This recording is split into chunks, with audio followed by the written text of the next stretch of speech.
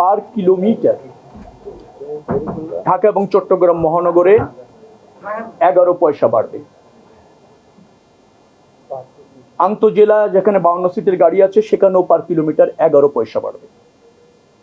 আর DTC একটা area আছে আপনারা জানেন, এবং মিনি বাস সেখানেও পার কিলোমিটার 11 পয়সা বাড়ানোর একটা সমন্বয় করার একটা সিদ্ধান্ত আমরা নিয়েছি। এটা সমন্বয় করতে চাই, কারণ আমাদের আগেই একটা ফর্মুলা আছে যে তেলের দাম বাড়ার সাথে সাথে কতটুকু সমন্বয় হবে ভাড়া, তার একটা ফরম্যাট আছে। তো তাতে যেহেতু 15 টাকা বেড়েছে, তো সেখানে পরিবহন মালিক সমিতির দাবি ছিল প্রায় 28 পয়সার মতো। তারা সেখানে ডলারের দাম বাড়ার ফলে তাদের যে পার্টসগুলি ইম্পোর্ট করতে হয়, বাস ইম্পোর্ট করতে হয়, সেখানে আগের চেয়ে অনেক বেশি ইনভেস্ট হচ্ছে, ব্যয় বাড়ছে, মেইনটেন্স ব্যয় বাড়ছে, সেটাও তারা এখানে যুক্ত করতে চেয়েছে। তারপর আরও কিছু বিষয় তাদের দাবি আছে, সব কিছু মিলে 28 পয়সার মতো তাদের দাবি ছিল। পরবর্তীতে এসে ক্যাব সহ অন্যান্যদের পরামর্শক্রমে এসে এটা 22 পয়সাতে এসে থাকে। আমরা সর্বশেষ গতকাল এবং আজ 2 দিন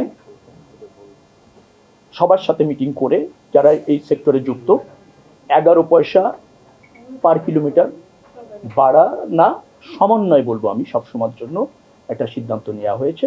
এবং এটা আগেও ছিল, তেলের দাম বাড়লে কিভাবে সমন্বয় হবে, তেলের দাম কমলে কিভাবে সমন্বয় হবে। এবং আপনাদের এও জানিয়ে রাখি যে এই সমন্বয়টা শুধু এবার বৃদ্ধির ক্ষেত্রে না, তেলের দাম পুনরায় কমলে আবার এই একই প্রক্রিয়ায় ভাড়া কমবে। আবার তেলের দাম যদি বাড়ে কোনো কারণে, তাহলে একই প্রক্রিয়ায় ভাড়া সমন্বয় হবে। অর্থাৎ এই সমন্বয়টা একটা চলমান প্রক্রিয়া থাকবে। এর জন্য নতুন করে আর মিটিং করে সিদ্ধান্ত নেওয়ার প্রয়োজন হবে না বিধায় আমরা মনে করেছি। ঢাকা চট্টগ্রাম মহানগর সিটি কর্পোরেশন এরিয়ায় এখন মনে হয় 2 টাকা 42 পয়সা আছে পার কিলোমিটার, সেটা 11 পয়সা যুক্ত হয়ে 2.53 টাকা আপনার হবে, তাতে 4.45% বাড়ছে। আবার যদি আন্তজেলা যান 2 টাকা 12 পয়সা আছে, সেখানে আবার 11 পয়সা যুক্ত হবে, 2 টাকা 23 পয়সা হবে পার কিলোমিটার, সেটা 5.19% বাড়ছে।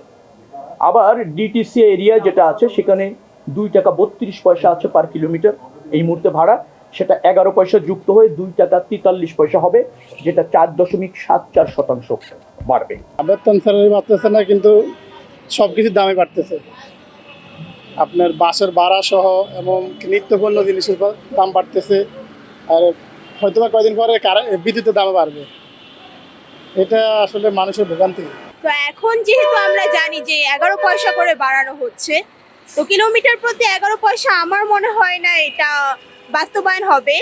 তারা আরো অনেক বেশি করে বাড়াবে ভাড়া, যেটা আমাদের জন্য একটু কষ্টসাধ্য হয়ে যাবে, কারণ যেহেতু আমরা প্রতিদিন বাসে যাতায়াত করি, তো অবশ্যই তারা এটা ইনজাস্টিস করছে আমাদের সাথে।